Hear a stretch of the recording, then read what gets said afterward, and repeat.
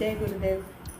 School ಡೇಸ್ಗಳಲ್ಲಿ ಮ್ಯಾಥ್ನ ಲೆಕ್ಕವನ್ನು teachers ಹೇಳುವಾಗ ತುಂಬ ಕಷ್ಟ ಅನಿಸಿದಾಗ ಸಿಂಪ್ಲಿಫೈ ಮಾಡಿ ಅಂತ ಹೇಳ್ತಾಯಿದ್ರು. ಸೊ ಸಿಂಪ್ಲಿಫೈ ಮಾಡಿ ಫಾರ್ಮುಲಾಗಳನ್ನು ಬಳಸ್ಕೊಂಡು ನಾವು ಆ ಲೆಕ್ಕವನ್ನು ಬಿಡಿಸಿದಾಗ ಇಷ್ಟು ದೊಡ್ಡ ಲೆಕ್ಕ ಇಷ್ಟು ಈಸಿಯಾಗಿ ನಾವು ಮಾಡ್ಬೋದಲ್ಲ, ಇದು ನಮ್ಗೆ ಗೊತ್ತೇ ಇರಲಿಲ್ಲ ಅಂತ ಆಮೇಲೆ ಅನಿಸ್ತಿತ್ತು.